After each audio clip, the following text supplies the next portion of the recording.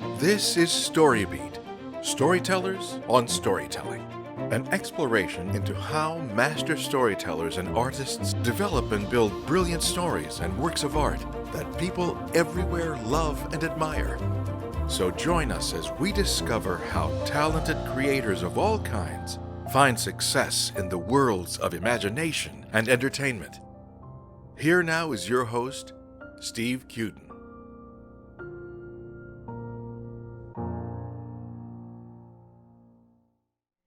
Thanks for joining us on StoryBeat. We're coming to you from the Center for Media Innovation on the campus of Point Park University in the heart of downtown Pittsburgh, Pennsylvania. My guest today is one of the most creative people I know, my very good friend, the incredibly talented artist, writer, producer, and director Scott Christian Sava. Over the last 20 years, Scott Christian Sava's work has brought some of the world's most beloved characters to life in film, television, comics, and games. From Casper the Friendly Ghost to the Mighty Morphin Power Rangers to Star Trek and Spider-Man, Scott's unique talents and vision have been called upon by Disney, Universal Studios, Nickelodeon, and more. Even before graduating from the Academy of Art in San Francisco, Scott was handpicked to become one of a handful of elite artists founding Sega of America in the early 90s. Before his 25th birthday, Scott was designing arcade games for Atari during the day and illustrating Star Trek comics by night. In 1995, Scott became one of the youngest artists ever to be inducted into the prestigious New York Society of Illustrators. Shortly after, he worked on his first feature film, Casper the Friendly Ghost. In 2000, Scott's animation was in such demand that he formed Blue Dream Studios, pioneering the concept of virtual studios, where artists from all over the world would contribute through the internet. Star Wars, X-Files, Aliens vs. Predator, Spider-Man, and so many more franchises became a part of this emerging studio within its first few years. But even bigger things were developing for Scott in the form of publishing. By 2002, Blue Dream Studios began publishing its own content. Hyperactive, Pet Robots, My Grandparents Are Secret Agents, and almost a dozen other books became instant critical and financial successes worldwide. In 2006, Disney purchased the rights to produce Pet Robots as a feature film. Since then, 4 other studios have done the same, and several more are in development. That same year, Scott began putting one of his projects, the Dreamland Chronicles, online for the world to read. A single page of the story every day would appear on the website. Now over 29 million readers have come to the site, and over 500,000 hits a day are generated.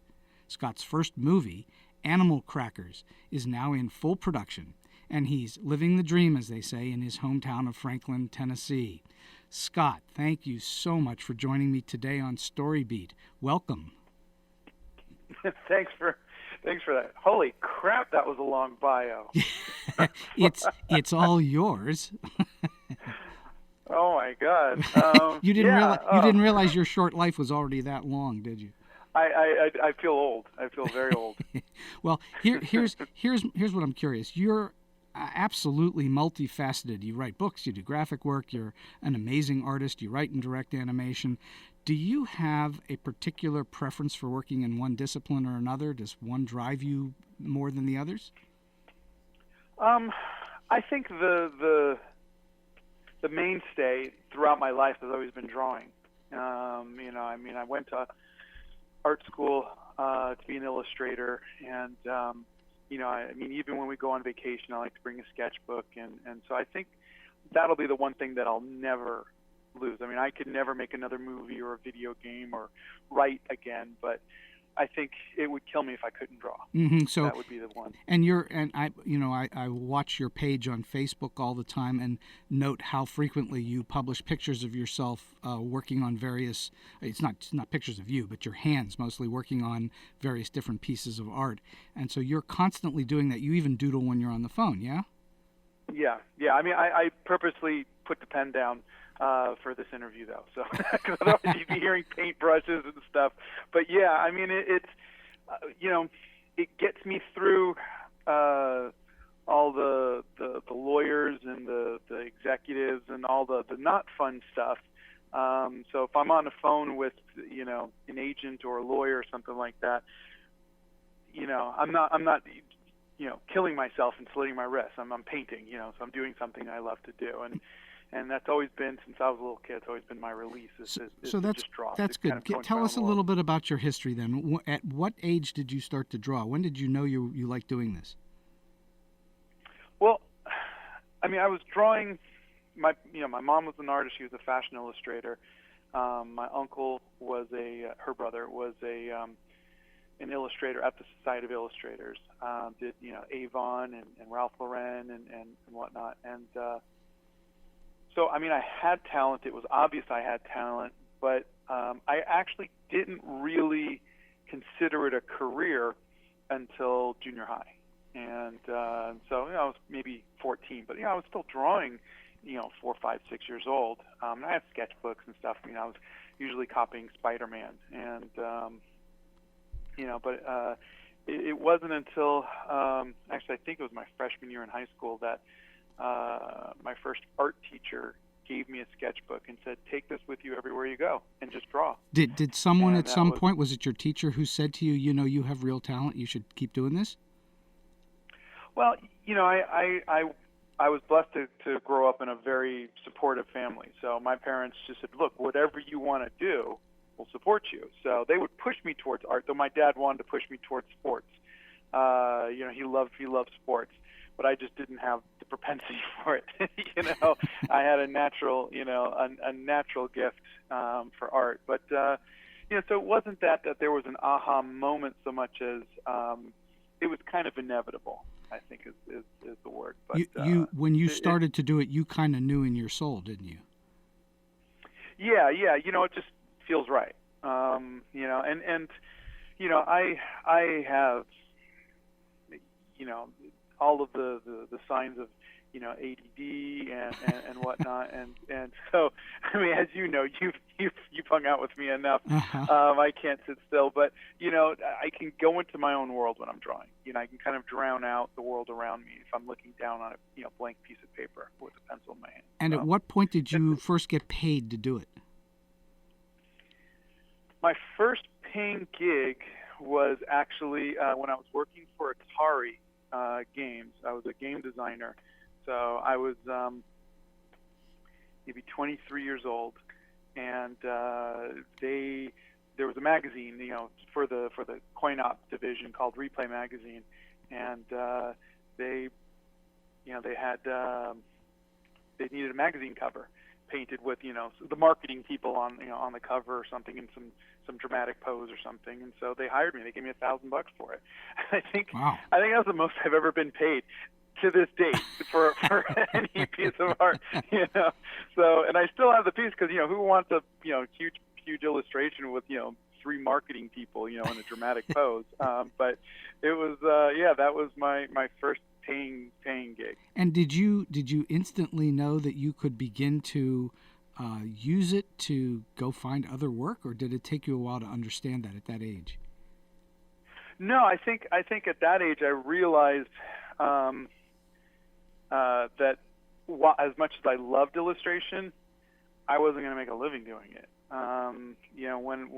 Because I graduated in '91 from the Academy of Art as an illustration major, and there were no computers at the Academy of Art. Now I don't even think they have pencils at the Academy of Art. I haven't been there since, but it's all computers, Sure. And I think when I got into video games and realized I was getting a good salary, I had a good head for design and eventually even was a producer, as well as like if I was designing a game, I was also the art director on the game, and the lead animator and whatever, because I could do those things as well. And I just realized that illustration and painting were, I don't want to say a thing of the past, but it wasn't. We lost the heyday where movie posters and magazine covers and Photoshop was coming around, and everything was Photoshop then after that. And anybody can make a movie poster by just taking some pictures and moving them around in Photoshop. And so it really was.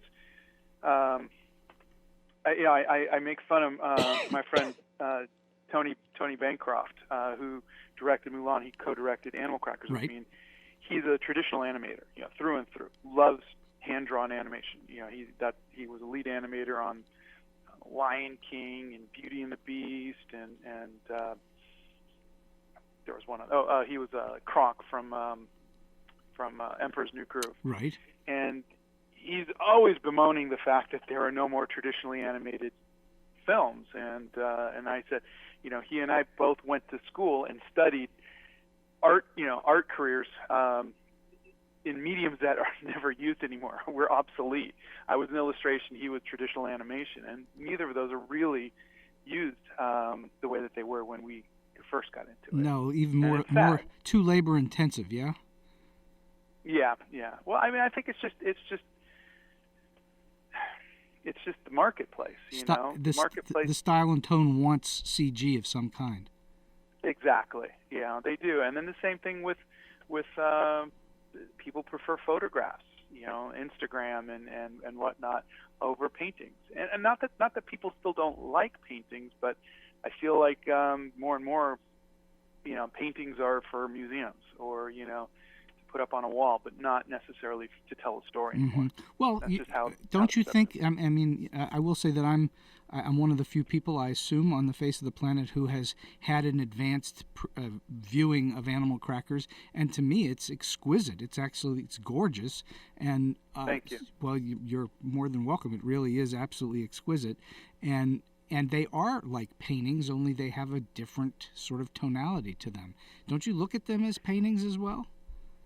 I did. I mean, that'll be the one unique thing I think I brought to not that other filmmakers didn't do the same, but that was my thing. I actually sent a bunch of N.C. Wyeth was an illustrator back in the early 1920s. Sure. And he would do King Arthur and Robin Hood and Robinson Crusoe and all these amazing paintings. And when we started the film, I had always been a fan of his, but I actually finally got to go out to Pennsylvania, go to the Brandywine Museum and go see his work in person. And one of the things I always admired and could never even have the guts to duplicate in my paintings was his use of shadow. He would have the entire main characters, like, Robin Hood would be completely in shadow, like almost pitch black, but the story, you would look at it and you would see an open window and you would be able to see the silhouette and you would be able to see, the sword going down to someone's neck, and then the light would just be hitting down from the window to the victim, Mm-hmm. And it was just the way that he would frame a painting, the way that he would keep people or half in shadow and half in light. I wanted to replicate that, and it's great if you say you want to do that for a film noir movie, but this is a kids animated movie. So my entire team in Spain was like, no, we can't do this. And Tony from my co-directors, no, we can't. I said, just trust me on this. I said, it won't be this dark, but I want to frame the shots, and I want to. And so if you look at the stills and you look at it, you'll see the backgrounds. There's always cast shadow. Nothing's, characters are in shadow and they come out into the light in the middle of their shot. And I tried to use as much of that, what I learned as an illustrator, to work with both composition and light and shadow, and of course color. Those are things that I thought at least I had an above average experience and perception. Oh, I'd say it's with above them. average, Scott. You're extraordinary with light and shadow and composition. So Thanks. I wouldn't even begin to sell that even a tiny bit short. It's exceptional. It looks as good as any CG animated film I've ever seen. And so, Thank you. The public, when it gets to see it, I think you're going to have lots of people agreeing with me on that for sure. The Animal Crackers is based on one of your stories, right? Yeah. One of I think I've written about 12 books for my twin boys. This was written when they were about 7. Mm-hmm. And where did the inspiration for it come from? literally eating the animal cracker. we were eating, just those the Barnum's animal crackers. Yeah. And sitting around the backyard or something, and I thought, I wonder if when you ate a lion, you became a lion, and I should write that down. That's a cool idea. And then, 6 months later, I think I wrote it as a book, and then, the rest is history. But yeah, it came from that. Where'd it come from? Sorry. From eating animal crackers. Came from the animal crackers. Most of the work that you've done, pretty much all of the work you've done, certainly in the last, I guess, 15, 20 years, has been sort of geared around kids, correct? Yeah. And where is there a reason why you focus there? Do you just love that sort of? I have 14-year-old kids now, so yeah, it's a crazy timing, that. But when I was younger, Spider-Man, and you remember how much I was into Spider-Man, and in 2002, I got to fulfill that lifelong dream of being the artist on the comic book of Spider-Man. And so we did 4 issues and a graphic novel.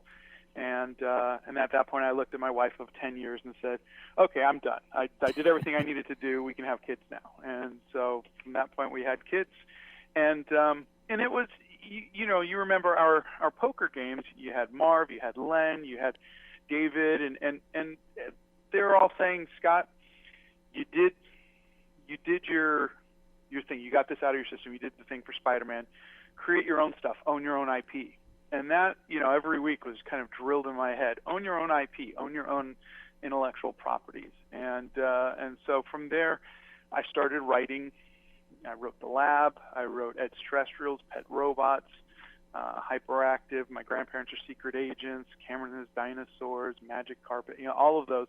And I just started writing. And of course, as the boys grew bigger and bigger, more inspiration, and it just kind of felt right, kind of like the art did. It just felt right. And this is a real, I guess it's a bit more of my niche, is I do tend to write young, and I like to write for kids. It's just it's more my mentality, more my IQ level. Because you really are a big kid at heart, that we know.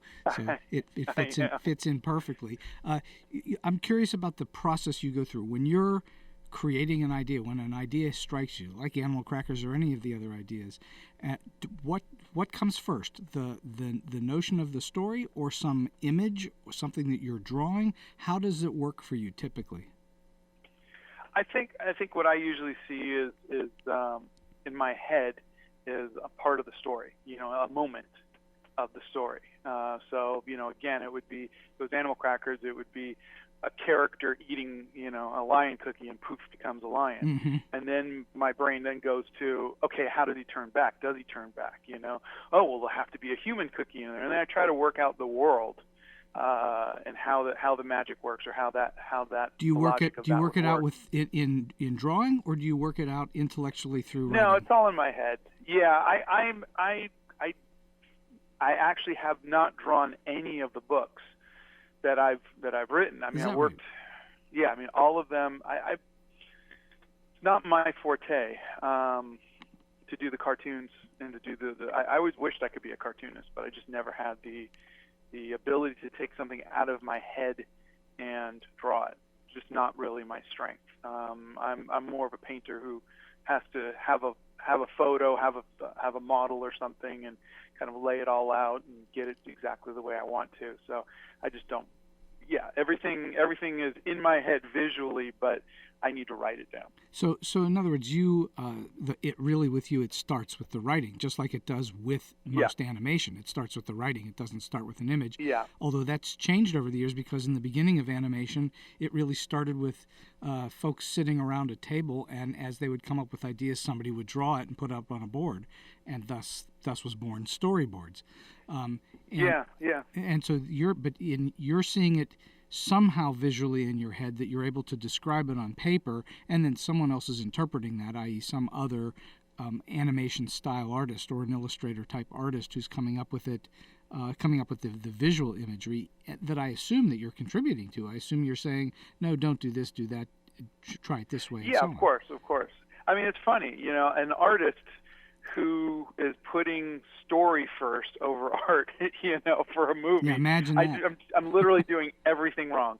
But I actually, Animal Cracker's script for the movie I worked on with Dean Lorey, who wrote Arrested Development and Major Payne, and he's just an incredibly funny guy, and he'd written all these TV shows and all these movies. This is my first one, and we really worked out a really fun script. It was very tight, and when Tony Bancroft came on board, he was like, okay, well, we're going to probably throw all of this out once we get into storyboards.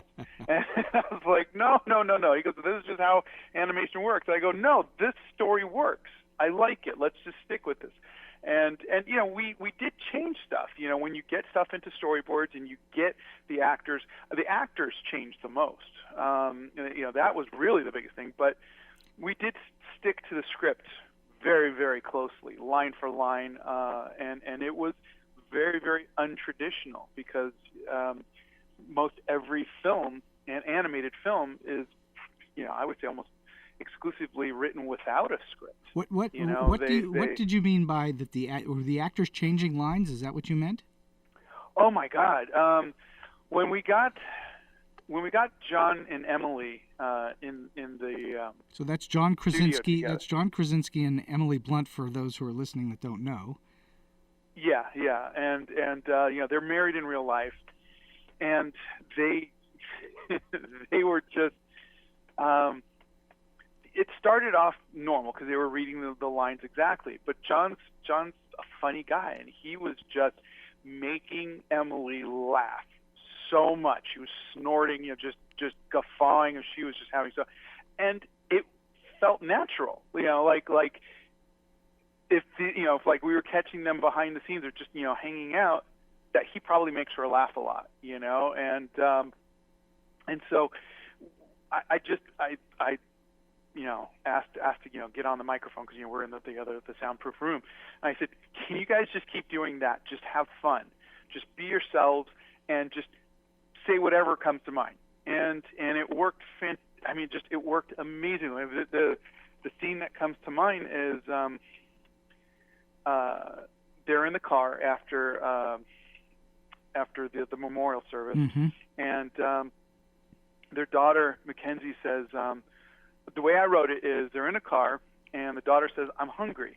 And Zoe, Emily Blunt's character, says, oh, look, there's a fruit stand. And then they pull over. That's all I wrote.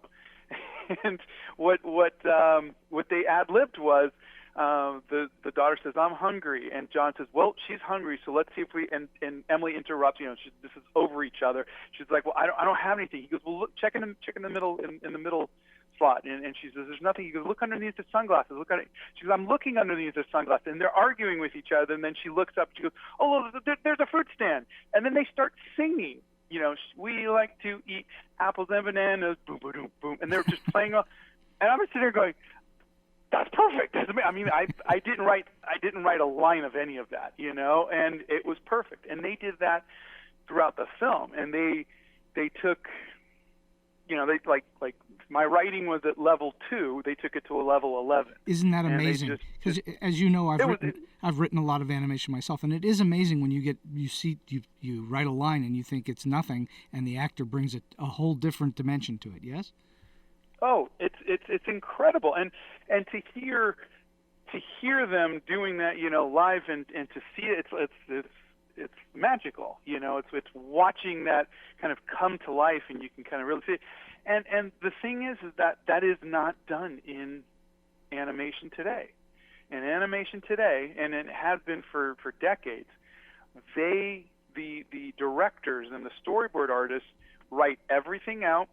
They get the animatic, the Leica reel, down to the letter, exactly the way they want to. Then they bring in the actors, and then they say it exactly like this at exactly the right timing.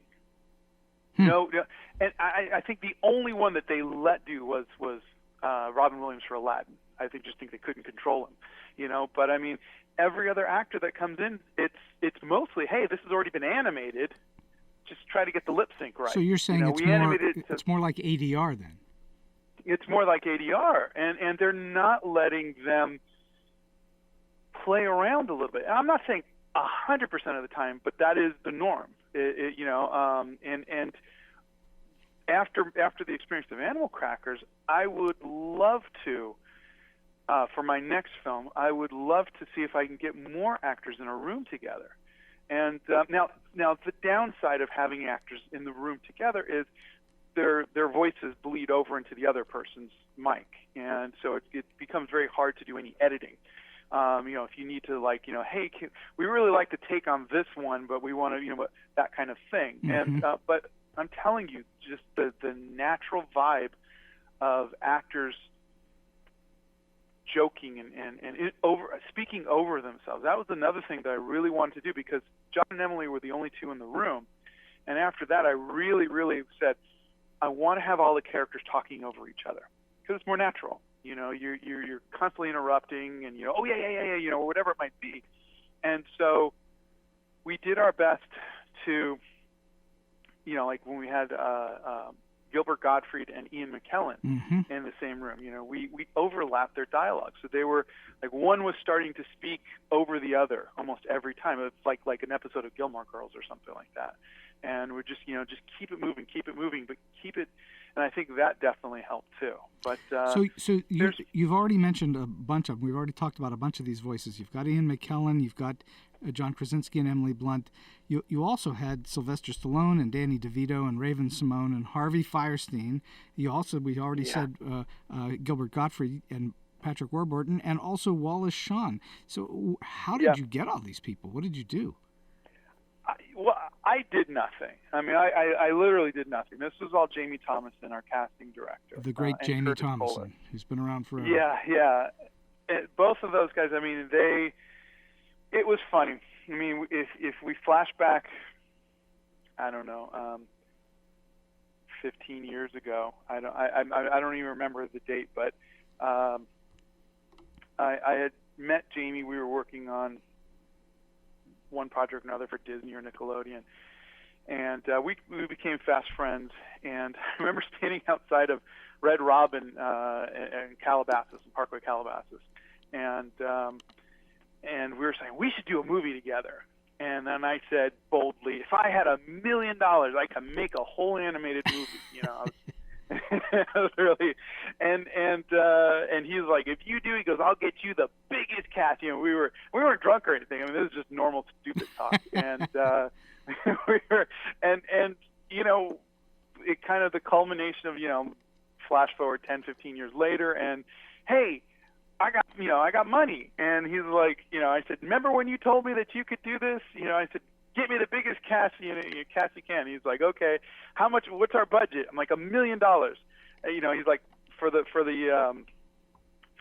cast. I said, yeah. He goes, I can't get a big cast on just $1 million. He goes, like a Johnny Depp or Robert Downey Jr. or whatever. They would be like $2 million. He's like, do you know how much Michael Myers got for Shrek 2? It was like $20 million. I'm like, you told me you could do it. You go do it. And he went out and he got me everybody, and the budget went a little over, but still it was, Stallone and DeVito and I mean everybody. It was just amazing. Did you know in advance as you were writing this which ideal voices you would get, or was it more of Jamie looking at the script and saying, how about this person and that person? Both. There were some that I said must-haves. Patrick Warburton and Ian McKellen. I'm like, I don't care what you got to do. I don't care, I don't care what favors you have to offer. I said, but I need those two people. When I wrote Brock, Patrick Warburton. When I wrote Horatio P. Huntington, it was Ian McKellen's voice.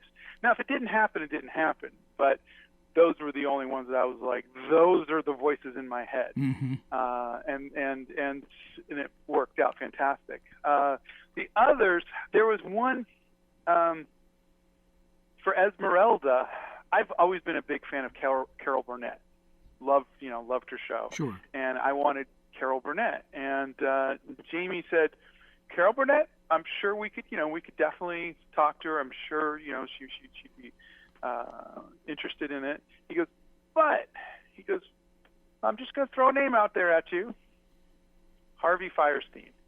And instantly you're like, oh my God, that would be so funny, So it was just, he saw the character, he saw the designs, and he was like, I see Harvey in this, and it worked. Well, it does work. And it works well. Yeah, it was just, and Harvey's amazing, and so funny, and yeah, I mean, everybody was fantastic. I mean, and you can imagine me never making a movie before, I'm living in Franklin, Tennessee, and I'm getting to fly to London and New York and Los Angeles to meet these people. And I was so nervous. Thank God for Xanax. But I was so nervous. And I. By the way, this podcast does not endorse Xanax, just so you know. But yeah, it was great. It was absolutely just an amazing experience. So, okay, was it, if I've got the right name, was it Carter Goodrich who designed a lot of the characters? Yeah. Carter, Carter and I are friends, now. But I was so blown away that he even took the time to respond to I literally just Googled him. I just looked up my favorite movies, and his name kept coming up, and I tracked down his blog, his website, and I just said, hi, my name's Scott. I'm making a movie. Why don't you look at my script? And he replied and said, sure. And he read the script, and a few days later he goes, I love the script.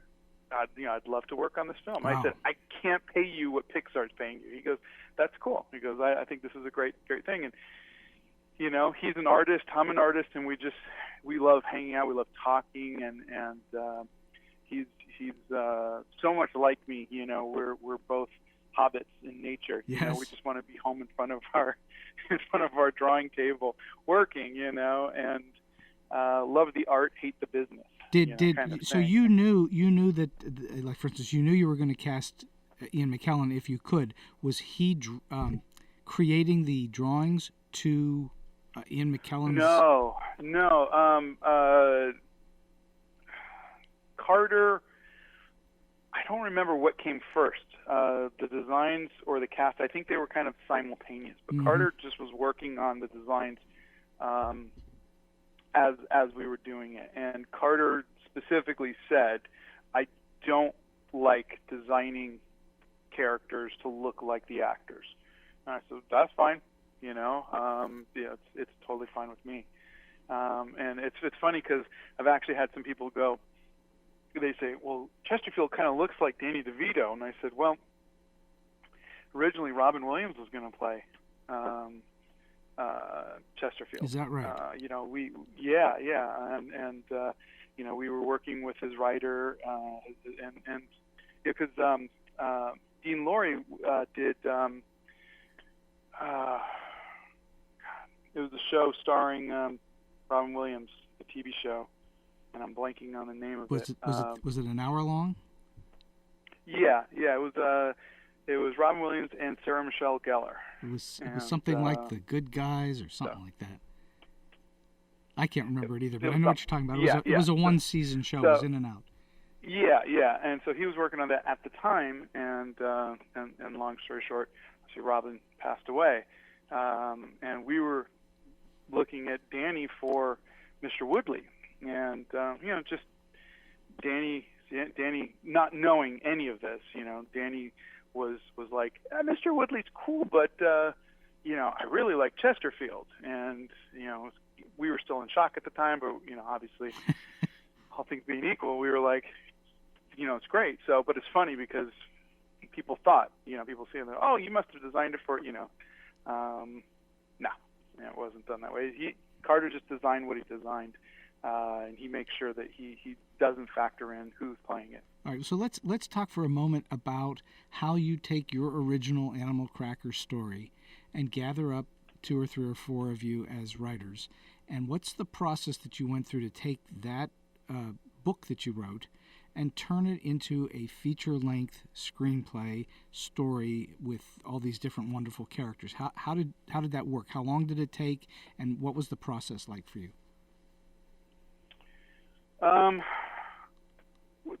Well, I mean, I had no writing experience for anything. But well, that's not true. You'd written a bunch of books. Well, yeah. I mean, you know how to tell a story. You can grab a wrench and you can go and start turning bolts on a car and say, I've been working on cars. It doesn't mean you're any good at it. I put some words together and published a comic book. But I just, to be honest, when my buddy Kevin Grievous, who created Underworld and I, Frankenstein, he's also Samson in our movie. Oh, is that right? Yeah, he said, you should write a screenplay. And I was like, I don't know anything about writing a screenplay. I went to art school. He says, I was a microbiologist and I wrote Underworld. He goes, what does it matter? He goes, you just write it. And he's like, if I could do it, anybody could do it. And I'm like, okay.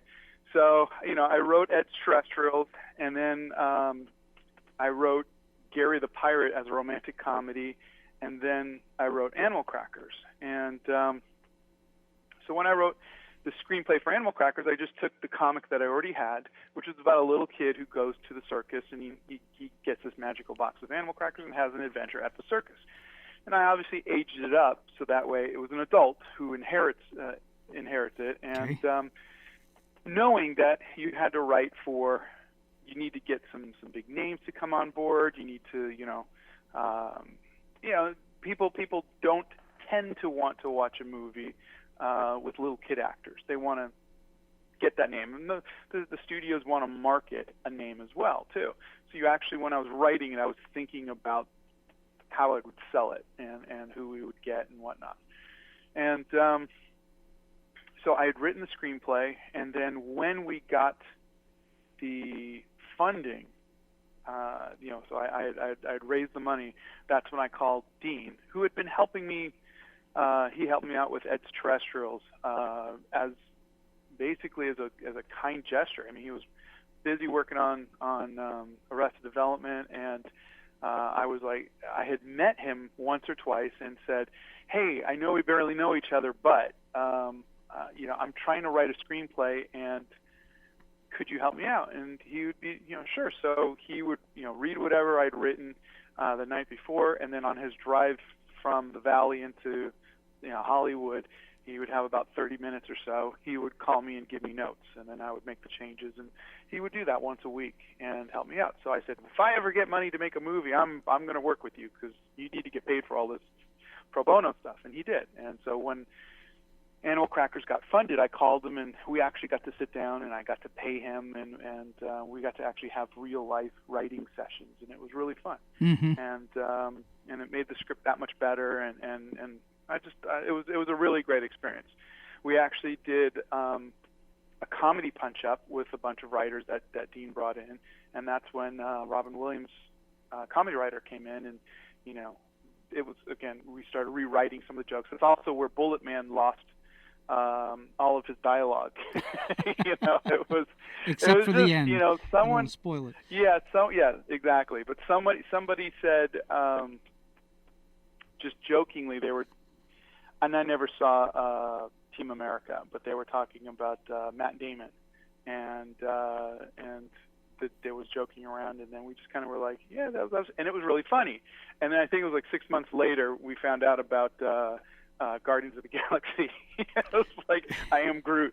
We're like, oh, really? But by that time, it was just too funny to change it. So we're like, oh, it's fine. But I mean, they've actually come out with now a second Guardians of the Galaxy in the time that we've still been getting this done. So it's kind of funny. But yeah, it's been a really, really incredible experience. When did you start working on the movie? How long ago? Not the book now. Once you decided you were going to make a movie. 2014. So 3 years ago. So 3 years ago. That's actually, in terms of animation, that's not a long time. No, it's not. I mean, they can go to 5 years. But they're also $150 million, sure. too. We did ours for under 20. That's amazing. Yeah. That's amazing. And it looks every bit as like you've thrown as much money as any of the major studios. So you've done a great job there. That's your to be complimented on thanks. that. And so so let's talk about some other things aside from Animal Crackers. You obviously have written a bunch of stories, and I know you want to downplay that you're a good writer, but you are. What I'm curious about, when you think about a story that you want to tell, what for you makes a story good? What makes it work? What appeals to you about various stories? It's funny when I write.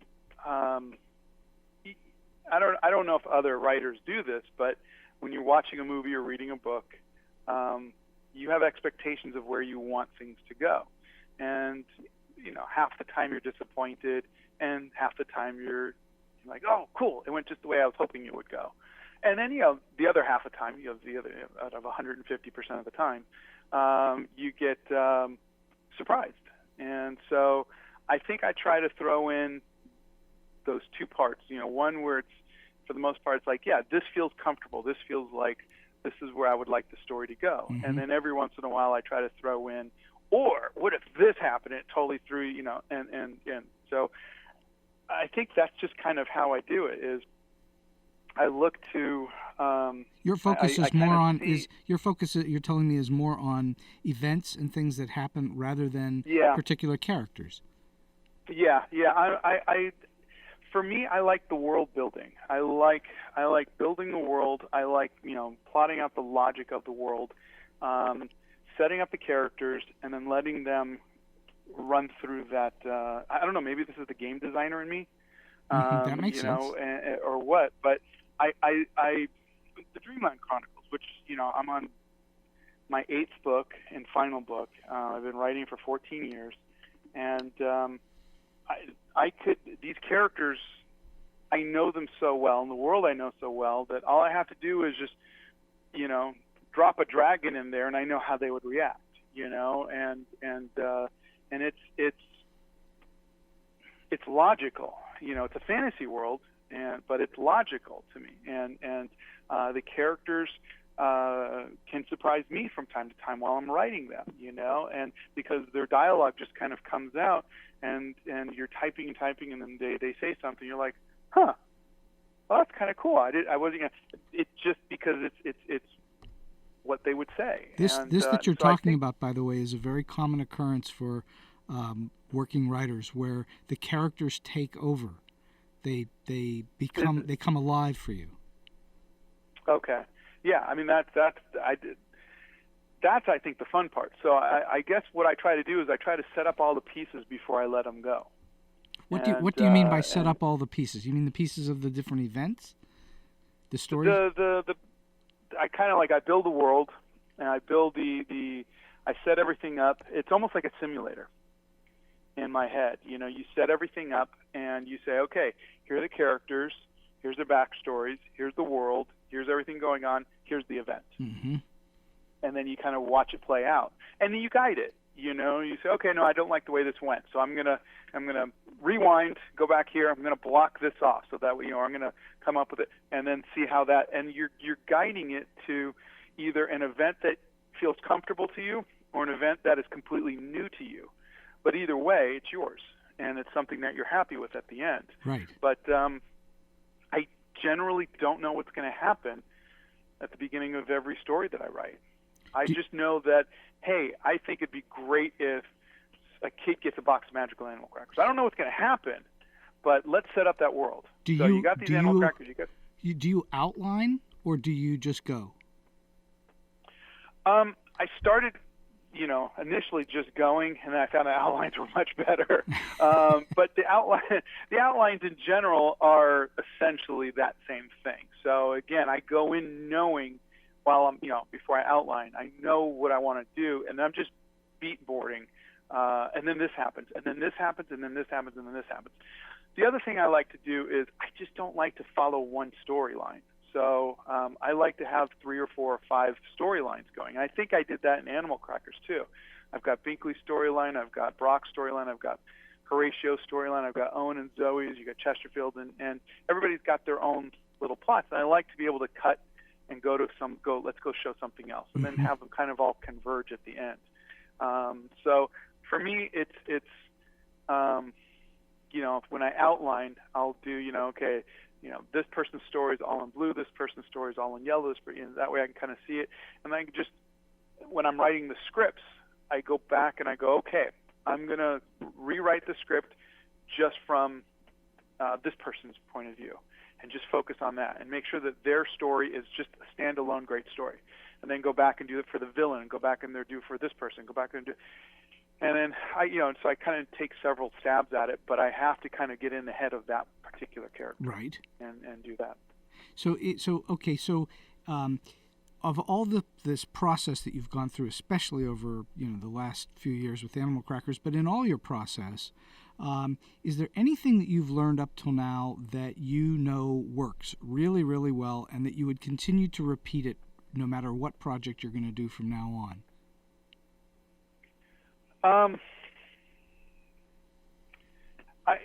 Marv Wolfman, our mutual friend, gave the me great Marv some Wolfman.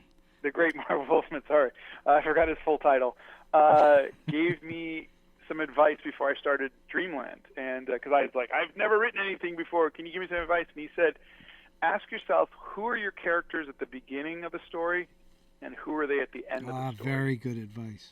And that changed everything for me. It really did. Do you know what that's called, Scott? That's called a character arc. And there are many pieces. I found out 15 years later, but yeah. Yeah, there are many pieces and parts to a character arc, but the main part of a character arc is a character will go from a strong, powerful want, usually it's some kind of an inciting incident early on in the story, and they will eventually go toward what they truly need in life, not what they want, but what they need. Yeah. And that is partly what you're talking about, and that's a character arc. And you're saying, here they are at the beginning, and where do they wind up at the end? And and that's really sound advice, because that's the story you're trying to tell us. How does this character get from here to there, right? Yeah, exactly. Yes. Is there anything that you've learned in this process that you would absolutely never do again? Or how many things? God, what a huge list of things I would never do again. I would definitely never my first couple books, I just picked, just chapter 1 and just started writing, and eventually got to the end and, found all of these plot holes and this and that or whatever. So definitely never, ever, ever do it without outlining the story, because it's so much easier to just kind of outline everything than it is to just start writing.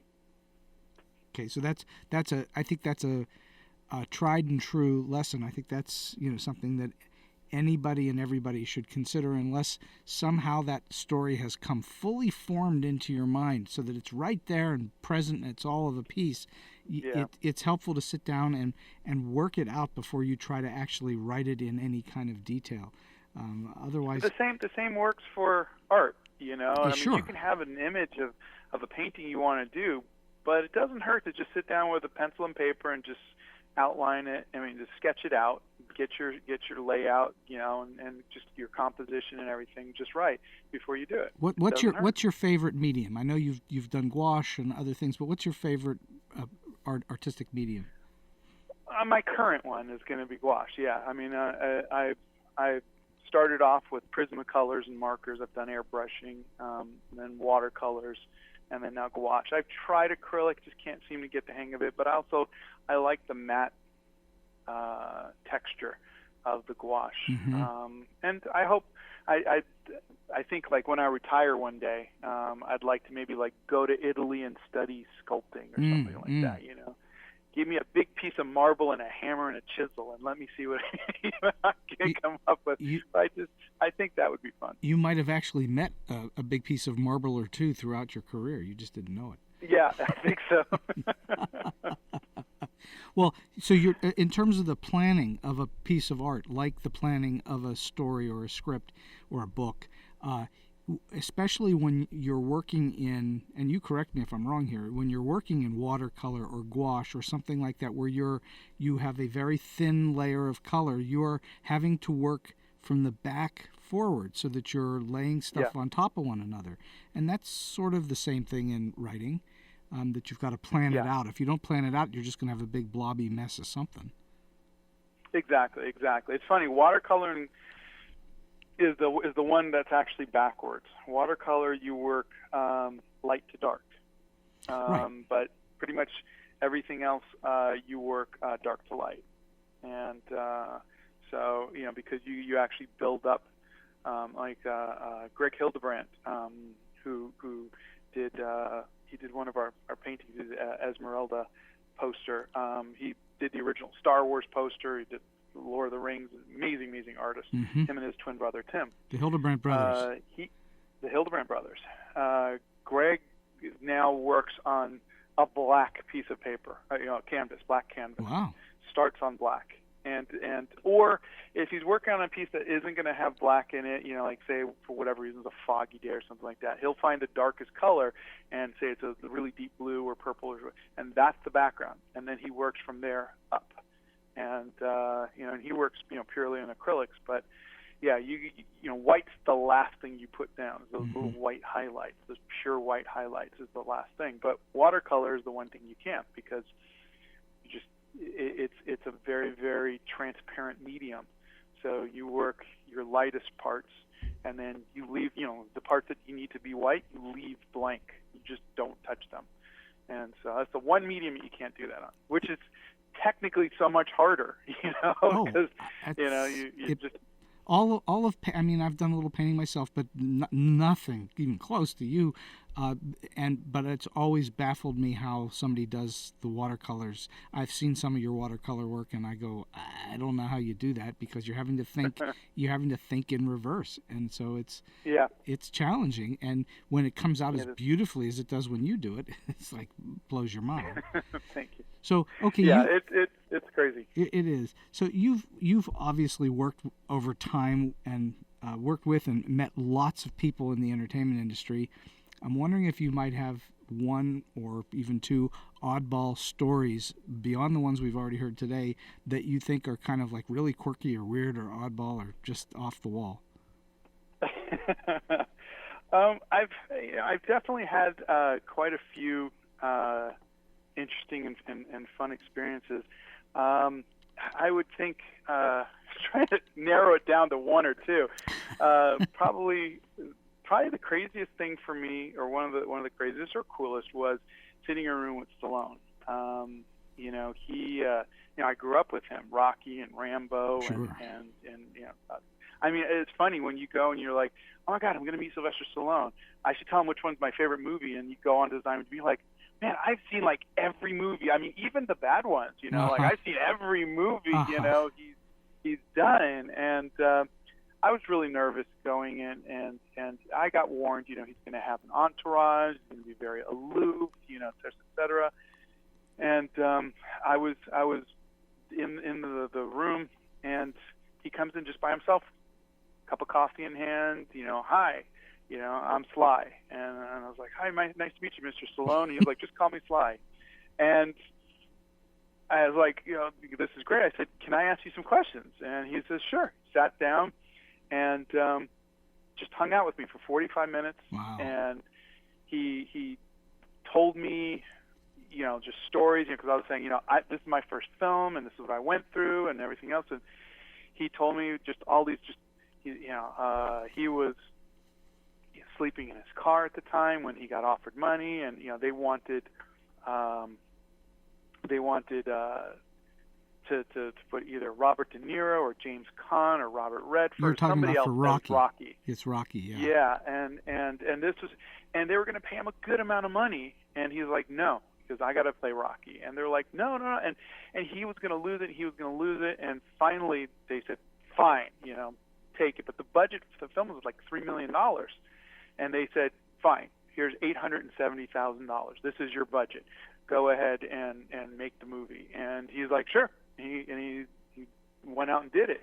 Now, one of the crazy things was Bette Midler was supposed to play Adrian. Really? And when she found out that Stallone was going to play Rocky, she was like, I'm not playing this. And so she left. And then they got Talia Shire. And I guess at the time, the world heavyweight champion, I don't remember his name, was going to play Apollo Creed.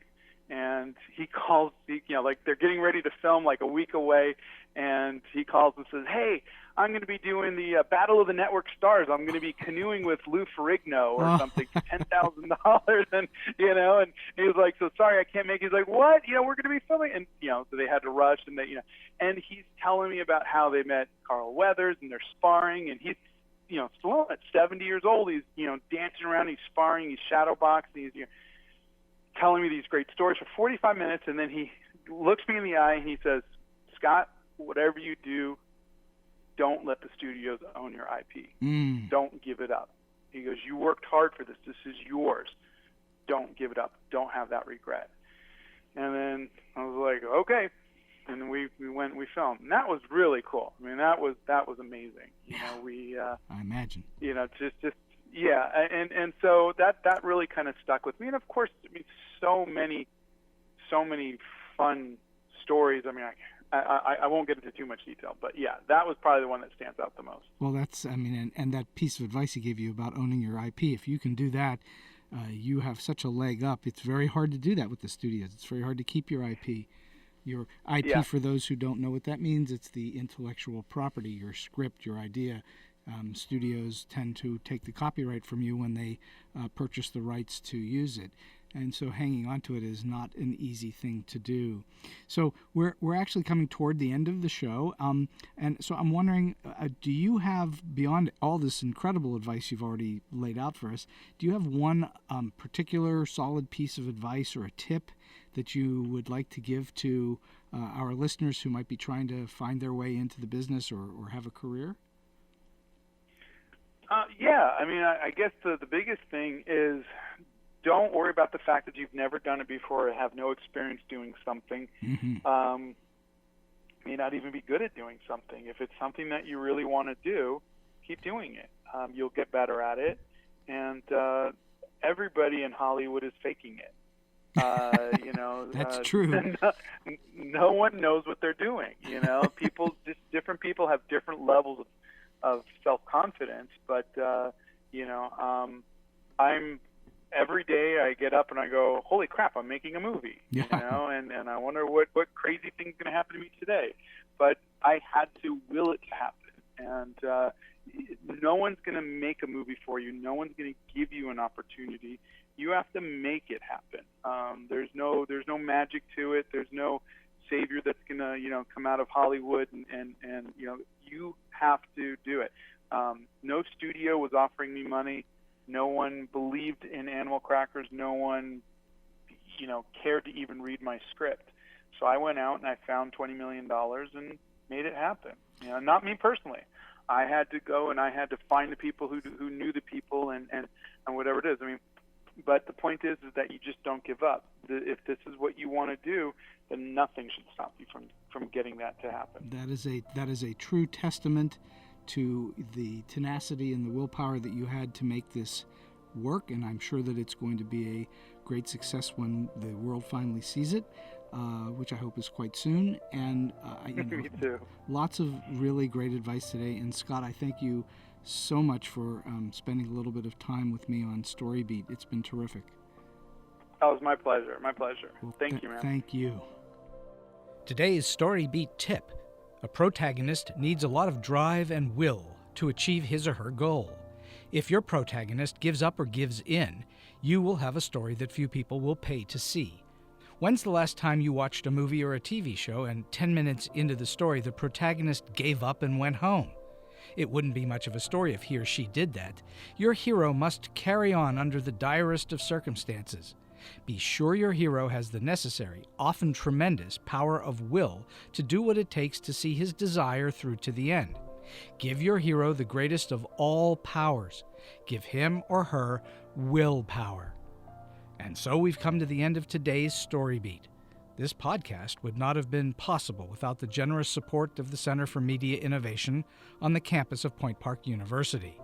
Until next time, I'm Steve Cuden, and may all your stories be unforgettable.